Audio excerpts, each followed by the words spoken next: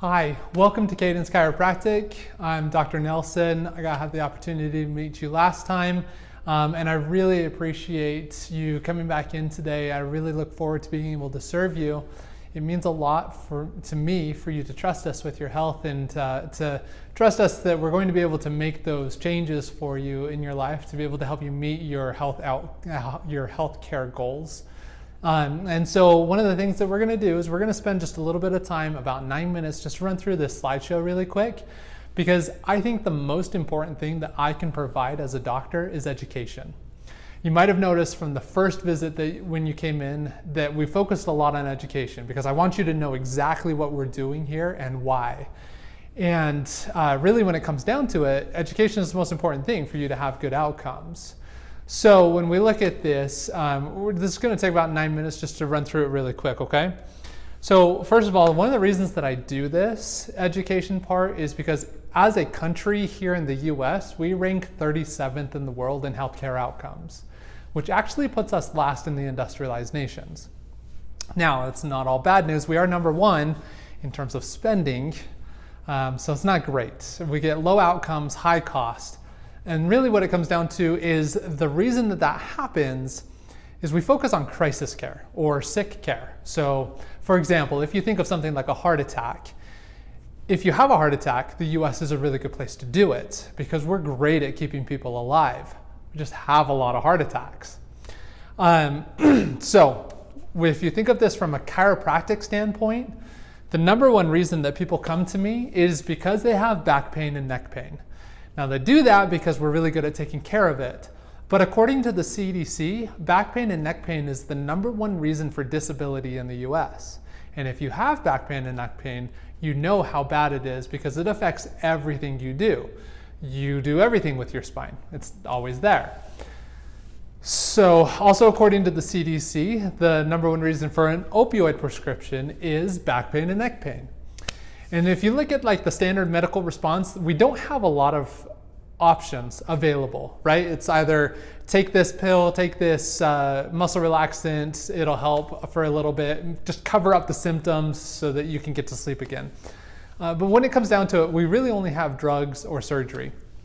And unfortunately, according to the research, surgeries can fail on the spine about 50 to 60% of the time, which means that you have the same pain before the surgery as you did after. So now this is my job. The whole goal of this office is to help you avoid drugs and help you avoid surgery. And that's what we want to do. We want to help your body actually heal itself naturally without those things. So we're going to be a little bit different. We're going to be different, obviously, than your standard medical model because I'm not going to prescribe you anything. And we're going to actually go to address the cause of what's going on to fix it permanently. But I might be different than other chiropractors that you've been to as well. So number one, we're going to be much more proactive than we are reactive. And what I mean by that is, for example, one of my first goals is to get you out of your symptoms that you have right now as quickly as we possibly can. But I also want to make sure that those changes stay permanent so that they don't come back. So you're going to notice that we'll see a higher frequency at the beginning, get you out of symptoms quickly, and then we might extend that over a period of time so that we can make those changes permanent. The other thing is that we're going to focus more on your function than just symptoms, because symptoms are always the last thing that shows up and the first thing that goes away once you actually start care. So think of symptoms like a muscle. If I take a muscle and I stretch it, it doesn't actually hurt until it tears. Now, by the time it tears, it's too late. And we got to put it back together and then catch it in this stretching phase. If we can do that, then you don't go through the heartache and the pain of having the symptoms and losing time at work and losing time with family and everything else that goes along with that. So that's why we used the device that we used on you last time. That went up and down your entire spine and it measures the function of your body to show us areas of weakness that could turn into problems later on.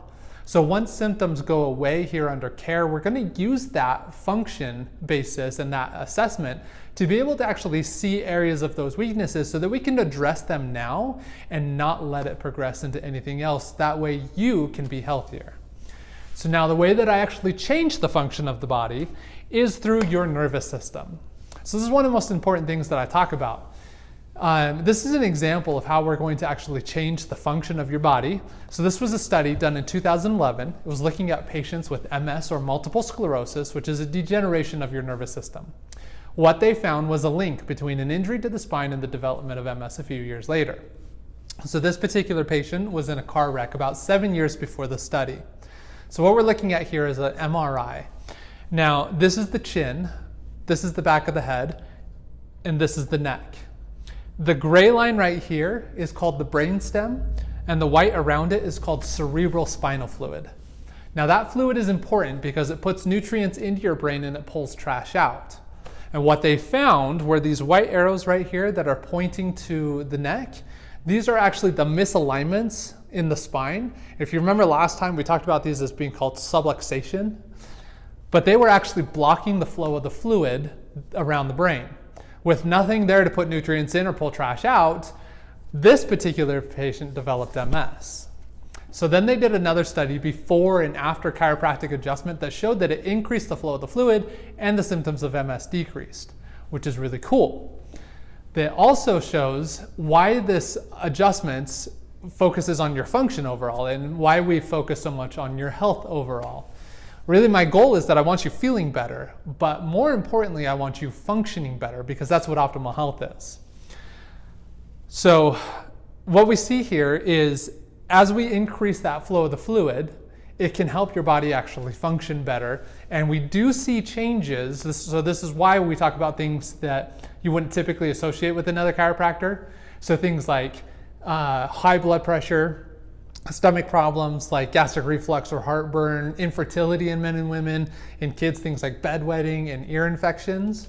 Those things we do see improve here in the office, but it's not because I treat them specifically. What I do is I allow your brain to send the right signal at the right time for the right reasons, and then your body heals itself. So we're not doing anything to, for example, acid reflux. I don't do anything to the acid levels of the stomach, but I allow your brain to send that proper signal to the muscles surrounding the stomach that allows it to actually cure the cause and not just cover up the symptoms or that acid coming up into the esophagus. So those are kind of things that we're looking for. Now, to measure the function, like I said, we're going to monitor this throughout care, and this is an example of the assessment that we took on you last time. This specifically is Michael. He was an Iraq war veteran that was blown up 3 times by an IED while serving in Iraq. And so if you remember your assessment, he had a lot going on. But we put him on 12 months worth of corrective care, and this is where he ended up. And this is the progress. This is the goal that I have for everybody. I want to see everything move into those whites based off of this assessment. Now, the most important thing for Michael at this point is that he was off all of his painkillers and his anxiety and depression medication, which for a veteran is a huge turnaround in quality of life and something that we always want to see. We want to see this progression. We do pretty consistently see people going off of certain medications here in the office, and we love to see that because it means your body's actually functioning. So that's what we're looking at here. Now, how I do these changes is through what's called activator technique. Now, here in the office, we're not going to do any of the standard twisting, popping, and cracking. I'm not going to put you into a pretzel, stand on my roof, and then drop on top of you. What I'm going to do is I'm going to be much more focused and specific than that. So we use activator technique. This instrument right here is called activator. This instrument fires at 1/1000th of a second. So that's too fast for your muscles to react to. What this does is it allows us to be much more gentle and specific with the adjustment.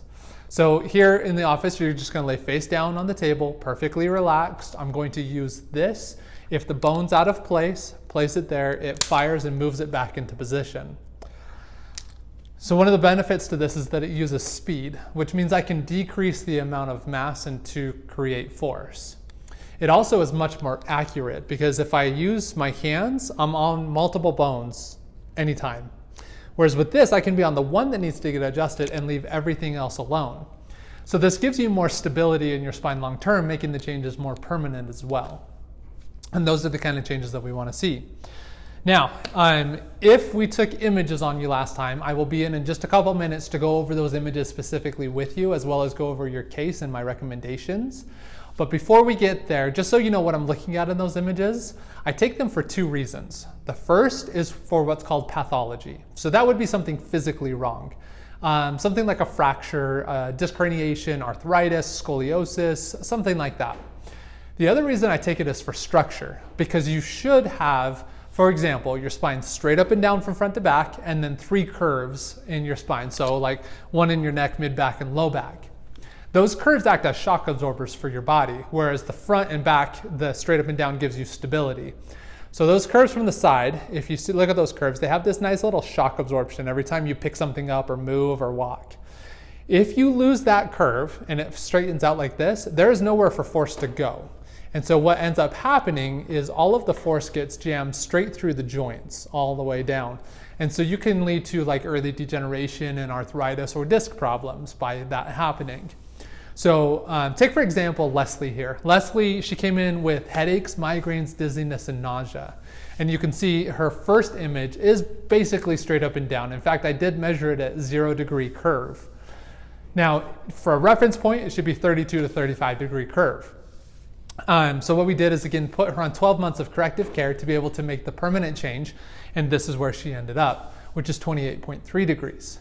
Now, it's not perfect because it's not in that 32 to 35 range, but it's a whole lot better than it was. And she was completely migraine free within 3 months, and that's really what we're going for. We want to make those changes immediately in the symptoms, but make the permanent change later on down the line so that you don't have these things coming back over and over and over again. So that's what we're looking at there. Now the very last thing, and then I'll be in just a second, is going over the 3 phases of care. Now there is a letter in your packet that was given at the beginning that goes over these 3 phases of care, so you can look at that later. But the first phase is a halt phase. The halt phase is where we want to get on top of symptoms very quickly and typically have a higher frequency. So in this phase, you're usually looking at about 3 to 4 weeks for most people. We usually start at a high frequency that we decrease as quickly as possible. Now, in those 3 to 4 weeks, I don't anticipate symptoms to go away completely, but I do anticipate to see a measurable difference by the end of the 4th week, so that you know that the care is being effective and that we know we're doing exactly what we're supposed to be doing.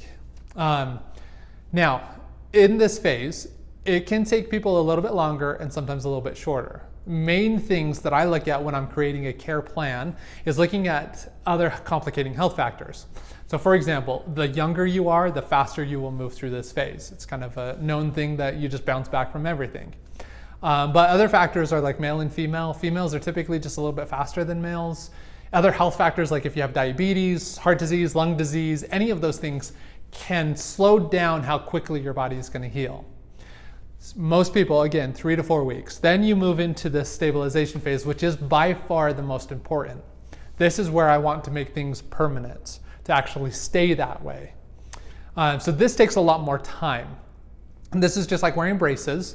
So like if you had braces while you were growing up, or any of your kids have had braces, you know that it takes time and repetition.